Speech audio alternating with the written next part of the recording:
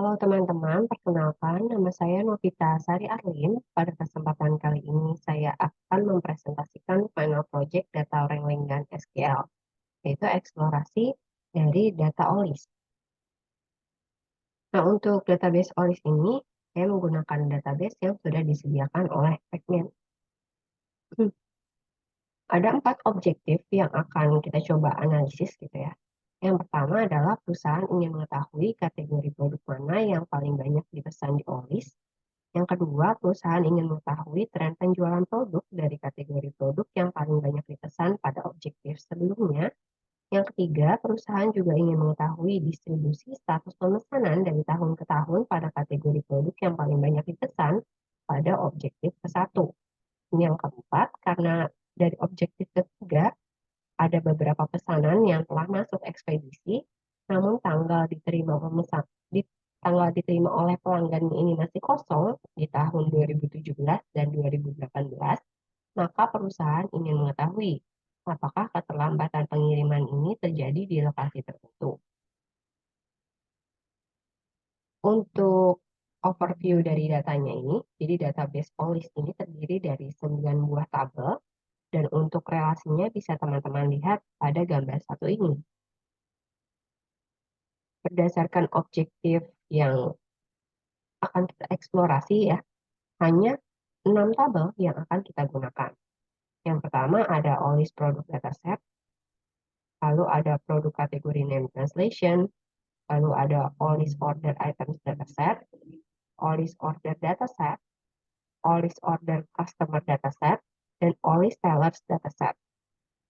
Nah, untuk informasi dari kolom-kolom pada tabel yang disebutkan di atas, bisa teman-teman lihat sendiri. Untuk link mediumnya nanti akan saya cantumkan pada deskripsi video ini. Sekarang kita akan lanjut ke data cleaning dan exploratory data analysis-nya. Untuk pertama-tama, di sini kita akan import library-nya dulu ya, yang akan kita gunakan. Di sini kita menggunakan SQLite untuk menghubungkan dengan database olis.db-nya. Kemudian di sini ada Pandas untuk membaca, manipulasi, dan analisis datanya. Dan di sini ada Seaborn, Matplotlib, dan Squarify untuk visualisasinya. Dan di sini kita membuat koneksi untuk nanti kita gunakan ketika membaca tabel pada database OLIS. Nah, di sini kita akan masuk ke read table-nya ya. Dan ini untuk read table, kita menggunakan fungsi read SQL yang disediakan oleh Pandas, di mana kita memasukkan query-nya di sini. Contohnya di sini kita mau nge-read tabel produk ya, yang di-join dengan kategori name in English tadi, translation maksud saya, yang ini. Karena nama produk pada OLIS produk dataset ini, dia masih dalam bahasa Portugis. Nah, oleh karena itu kita akan menggunakan si name translation-nya yang dalam bahasa Inggris. Nah, selain si tabel produk ya yang kita baca juga tabel order item, terus ada tabel order, tabel customer, dan juga tabel seller, penjual. Oke, nah untuk menjawab objektif ke-1 tadi, kita akan merge dulu beberapa tabel di sini. Ya, ada 3 tabel ya, yaitu si order item, produk, dan juga order. Setelah itu kita akan coba lihat nih info dari tabel yang sudah kita gabungkan tadi. Kalau kita lihat di sini ada 112.650 baris ya. Dan kalau kita lihat di sini ada yang masih kosong nih. Contohnya ada produk kategori name, produk kategori name English. Terus ada juga yang masih kosong yang ini. Tanggal-tanggalnya ya. Tanggal approve-nya, pembayarannya, di drop di karirnya, di career date-nya, terus customer date-nya, dan juga perkiraan tanggal pengiriman gitu ya. Selain itu, tipe data dari masing-masing kolom nih ada juga yang kurang sesuai. Contohnya di sini untuk yang tanggal-tanggal ya, dia tipenya masih objek. Nah, karena masih kotor gitu ya, kita akan melakukan cleaning datanya dulu. Nah, untuk cleaning datanya, di sini pertama kita akan coba convert dulu kolom yang harusnya bertipe data eh, tanggal gitu ya. Tipe data tanggal di sini akan kita ubah gitu. Nah, di sini untuk yang shipping limit date itu tadi kan masih objek ya. Nah, di sini kita akan convert menjadi date time to date time. Begitu pula untuk kolom-kolom yang lainnya. Sehingga setelah kita convert gitu ya, ini akan berubah tipe datanya. Setelah itu, kita coba melakukan pengecekan data duplikat ya. Kalau kita lakukan pengecekan, di sini kita akan tahu ada 10.225 baris yang duplikat. Tapi data duplikat ini tidak kita hapus. Karena dalam satu order bisa aja pelanggan membeli suatu barang itu lebih dari satu. Nah, selanjutnya kita lanjut ngecek ya, di nilai-nilai yang kosong atau nilai none. Untuk kolom yang berisi nilai none ini ada 5 kolom ya, yang masih berisi nilai none. Sekarang kita eksplor dulu yang barisnya ini memiliki nilai none pada produk kategori name. Kita bisa lakukan dengan kode ini, di mana nanti kita akan dapatkan ada 1.603 baris yang kolom produk kategori name-nya ini berisi none. Nah, di sini saya asumsikan kalau data produk dari 1.603 baris ini telah dihapus dari database. Nah, karena objektif kita ini ingin mengetahui ya, produk dari kategori mana yang paling banyak terjual, maka kita akan menghapus si baris none-nya ini. Jadi kita akan melakukan drop none pada si kolom produk kategori name. Nah, setelah kita hapus, nanti akan tersisa 111.047 baris data. Nah, selanjutnya kita cek lagi nih, kolom produk kategori name English yang masih berisi none di sini. Kalau teman-teman lihat jumlahnya beda ya. Dan kalau teman-teman coba jalankan ya dengan kode ini, nanti teman-teman akan menemukan bahwa produk kategori name yang namanya ini, dan juga PC Gamer gitu ya, ini dia masih kosong si produk kategori name English-nya. Oleh karena itu, si nilai none dari produk kategori name ini ya, keduanya ini, kita akan coba isi gitu, dengan terjemahan dari nama kategori tersebut. Nah, di sini kita menggunakan mapping gitu ya, lalu kita isi yang none-nya tadi. Sehingga nanti si produk kategori name English-nya ini sudah full ya, udah nggak ada nilai none. Selanjutnya kita akan cek nih untuk yang tanggal ini ya, masih ada yang kosong. Oh ya, sebelum kita ngecek yang none ini, karena kita mau pakai kategori name yang translation tadi, yang produk kategori name-nya ini kita hapus kolomnya, karena kita mau pakai yang translate-nya aja.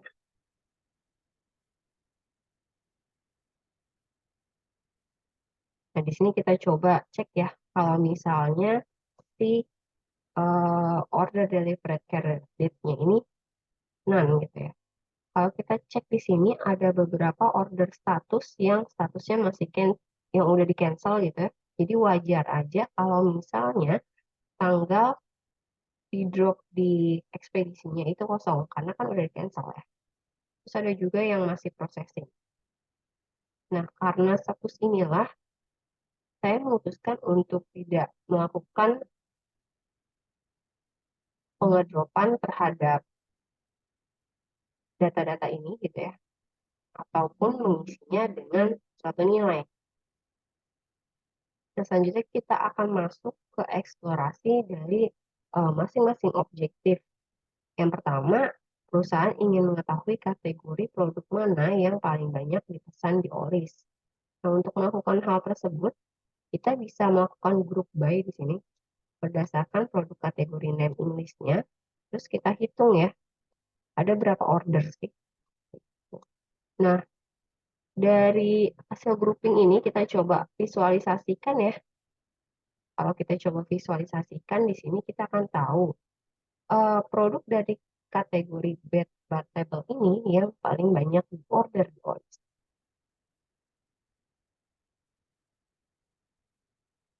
Kemudian yang kedua, kita ingin mengetahui tren penjualan produk dari kategori produk yang paling banyak dipesan pada objektif sebelumnya. Nah, di sini kita akan ambil produk yang kategorinya bed bath table ya, karena dia adalah produk yang paling banyak di order. Kalau kita lihat tadi di objektif ke-1. Setelah itu untuk melihat tren penjualannya, kita akan coba melakukan group by ya, berdasarkan tahunnya. Untuk tahunnya ini kita coba ekstrak dulu ya. Kita jadikan kolom baru di sini. Nah, setelah itu kita group by berdasarkan tahunnya, sehingga nanti kita akan dapatkan sebuah data frame seperti ini. Jadi kita tahu ya, di 2016 itu ada 8 order, 2017 ada 5.223, dan 2018 ini ada 5.884. Nah, sekarang kita coba visualisasikan. Nah, dari visualisasi ini kita tahu ya, kalau tren penjualan produk bed bath table ini menunjukkan peningkatan dari tahun ke tahun. Lalu selanjutnya, di objektif ketiga, perusahaan ingin mengetahui distribusi status pemesanan dari tahun ke tahun pada kategori produk yang paling banyak dipesan pada objektif 1.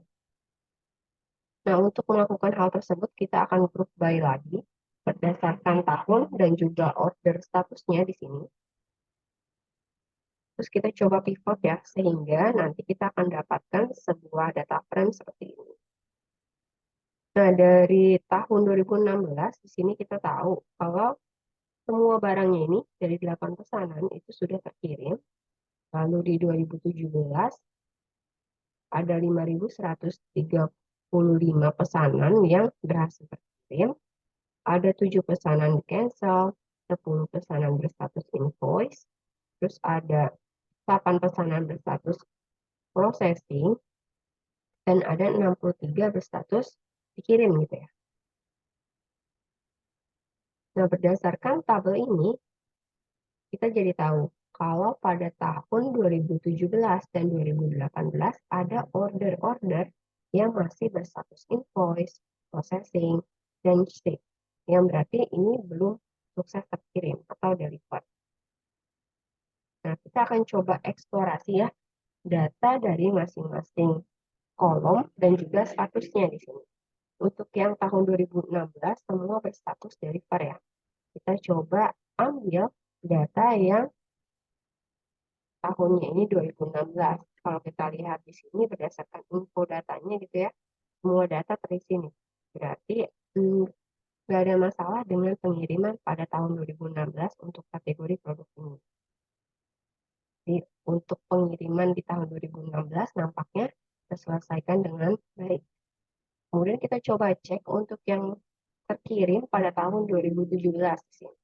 Kalau kita cek di sini ada yang order approved app-nya itu ada satu baris yang berisinan.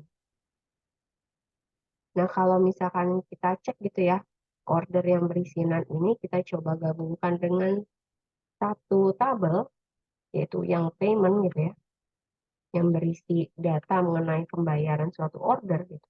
Kita akan dapatkan kalau order ID ini gitu ya, dengan pembayaran Boleto itu tanggal approved pembayarannya itu masih kosong. Sehingga perusahaan bisa ngecek apakah pemesanan ini dengan pembayaran Boleto itu telah dibayar atau belum. Selanjutnya kita cek untuk yang invoice ya di tahun 2017. Kita filter lagi yang statusnya invoice dan tahunnya itu tahun 2017. Di sini kita bisa lihat untuk yang kolom deliver carrier date-nya itu kosong, begitu juga untuk yang deliver customer date-nya. Nah, dari 10 pesanan ini ada kemungkinan penjual belum mengirimkan pesanan ke mitra logistik. atau mitra logistik belum menginput tanggal pesanan, diantar ke seller oleh seller ke logistik, atau bisa juga mitra logistik ini belum menginput tanggal pesanan, diantarnya pesanan tersebut ke pembeli. Nah, di sini saya coba lakukan grouping juga ya untuk mengetahui seller mana aja sih yang produknya ini masih berstatus info. Nah, perusahaan bisa juga nih dengan data ini untuk melakukan pengecekan kembali, entah itu melakukan pemeriksaan catatan internal, komunikasi dengan pelanggan, atau sistem manajemen pesanan untuk memastikan apakah pesanan tersebut memang belum terkirim atau karena alasan lain. Lalu kita cek juga untuk yang statusnya processing ya. Di tahun 2017, di sini juga sama, ada 2 kolom yang nilainya kosong. Sama juga kayak tadi, jadi ada kemungkinan kalau si penjual ini belum menangani pesanan ke mitra logistik, atau bisa juga mitra logistiknya ini belum menginput tanggal pesanan tersebut. Dari daftar pesanan ini yang masih berstatus processing ya, saya bisa menghubungi nih ke bagian penjual apakah pesanan tersebut memang belum dikirim atau sudah, tapi belum diinput tanggalnya. Selanjutnya kita juga akan mengecek yang berstatus shipped gitu ya, dikirim pada tahun 2017. Di sini ada 63 yang belum ada tanggal telah dikirimkan ke customer-nya. Lalu selanjutnya kita akan coba cek yang 2018 berstatus deliver. Kalau kita lihat di sini semuanya udah terisi ya. Nampaknya pengiriman kategori produk ini pada tahun 2018 sudah terselesaikan dengan baik. Kemudian kita akan coba cek yang berstatus invoice di tahun 2018. Ini untuk kolom yang deliver carrier date-nya dan juga deliver customer date-nya ini kosong. Jadi berdasarkan data ini, ada kemungkinan penjual belum menangani pesanan ke mitra logistik, atau mitra logistik ini belum menginput tanggal pesanan tersebut diterima dari penjual atau tanggal pesanan diantar ke pembeli. Nah, dari data di atas ini, perusahaan bisa melakukan pengecekan gitu ya, ke catatan internal, komunikasi pelanggan, dan sistem manajemen pesanan untuk memastikan apakah pesanannya ini emang belum dikirim.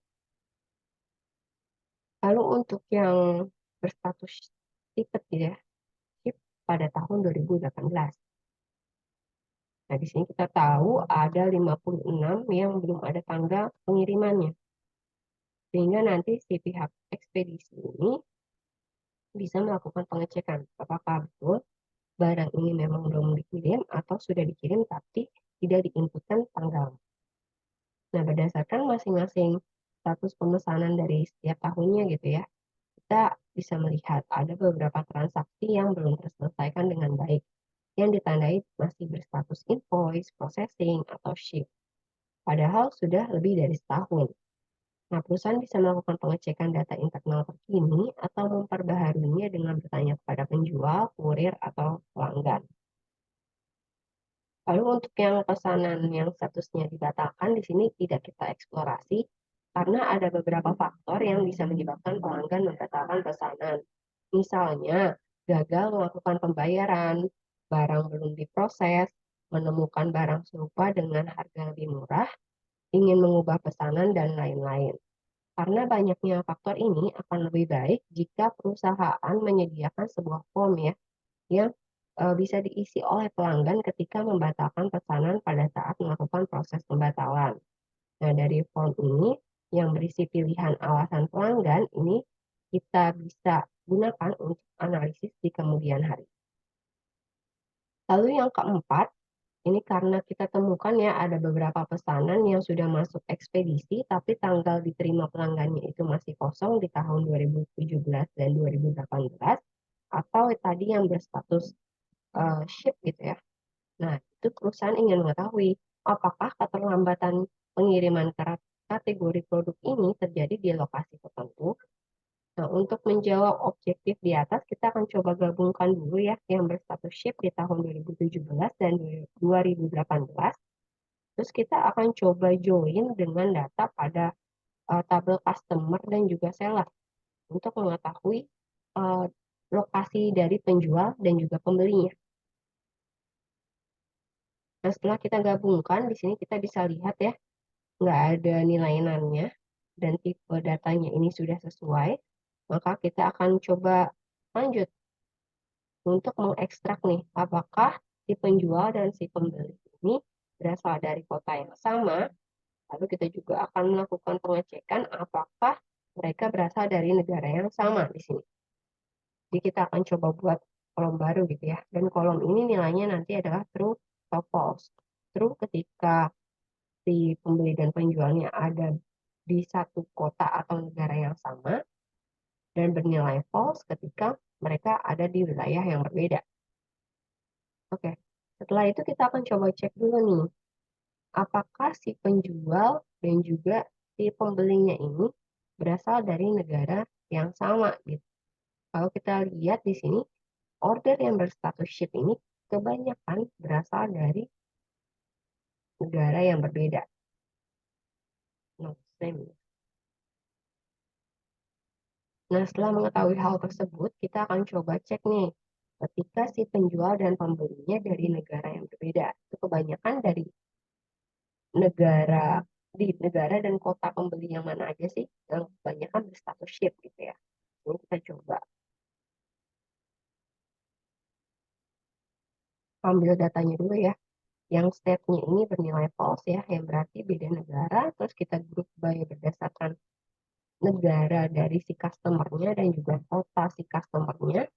Sehingga nanti kalau kita coba lakukan visualisasi, kita akan dapatkan nih data kalau si order yang berstatus ship ini kebanyakan menuju negara RJ, terutama ke kota Rio de Janeiro. Sekarang kita coba cek berdasarkan negara dan kota si penjual. Ini sama kayak yang tadi, cuma di sini kita grup by-nya berdasarkan seller state dan juga seller city gitu ya. Lalu kita coba lakukan visualisasi lagi seperti ini, sehingga kita akan dapatkan kalau order yang berstatus ship ini banyak dikirimkan dari negara SP, terutama kota Itbina. Nah, berdasarkan kedua informasi ini, perusahaan bisa melakukan analisis data lebih lanjut untuk mengidentifikasi penyebab order yang masih berstatus ship di negara dan kota-kota tertentu. Selanjutnya kita akan coba cek penjual dan pembeli dari negara yang sama. Karena tadi kita cek ada beberapa order ship yang dari negara yang sama ya. Berarti cuma beda kota. Di sini kita ambil yang same state-nya bernilai true gitu ya. Terus kita coba kelompokkan berdasarkan si seller city dan juga customer city-nya. Nah, kalau kita coba kelompokkan dan visualisasikan gitu ya, kita akan tahu nih, kebanyakan order ini berasal dari kota Itinga, khususnya menuju ke kota Sao Paulo. Nah, perusahaan juga bisa melakukan pengecekan nih terhadap mitra logistik di kota-kota tersebut untuk memastikan apakah produk telah dikirim kepada pembeli atau belum.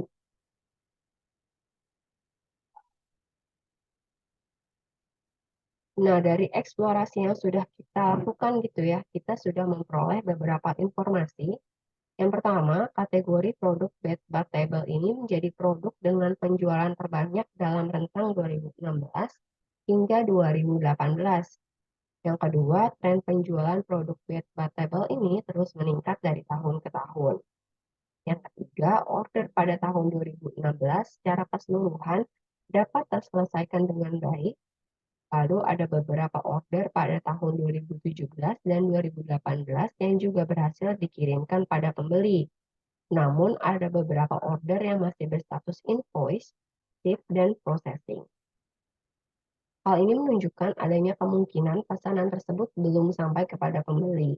Selain itu ditemukan juga satu order yang berstatus deliver di tahun 2017 yang belum memiliki tanggal pembayaran. Lalu informasi terakhir, dari order kategori produk Bed Bath Table di tahun 2017 dan 2018 yang berstatus ship, pengiriman produk beda negara ini mendominasi order yang belum memiliki tanggal diterima oleh pembeli. Kebanyakan order tersebut berasal dari negara SP, tepatnya kota Itbina, menuju negara RJ ke kota Rio de Janeiro. Nah, order status ship yang masih kosong ini tanggal pengirimannya pada order di negara yang sama gitu ya, didominasi oleh pesanan yang dikirim dari kota Iptinga menuju Sao Paulo. Nah, berdasarkan informasi yang kita peroleh tadi, ada beberapa hal yang bisa dilakukan oleh perusahaan. Yang pertama, memastikan pesanan yang berstatus invoice, ship, dan processing pada tahun 2017 dan 2018 ini telah sampai kepada pembeli atau belum. Terus, perusahaan juga perlu memperhatikan masalah pengiriman order yang berstatus ship dari kota Iptinga ke Rio de Janeiro. Perbaikan proses pengiriman antar negara ini bisa dilakukan, dan pemeriksaan dapat dilakukan untuk memastikan apakah ada masalah seperti biaya cukai atau logistik yang menyebabkan keterlambatan. Mungkin juga akan berguna untuk evaluasi kebijakan pengiriman, biaya, dan opsi pengiriman untuk meningkatkan efisiensi dan kepuasan pelanggan. Lalu untuk memastikan pembayaran pada salah satu pesanan yang berstatus deliver pada tahun 2017 yang belum memiliki tanggal pembayaran, perusahaan juga bisa melakukan uh, pengecekan terhadap sistem pembayaran. Apakah sistem pembayaran ini berfungsi dengan baik dan memperluas upaya untuk menghubungi pelanggan yang belum melakukan pembayaran. Nah, untuk codingan di atas ya yang sudah kita gunakan tadi bisa teman-teman akses di GitHub sini. Itu dia project akhir saya. Saya akhiri. Terima kasih.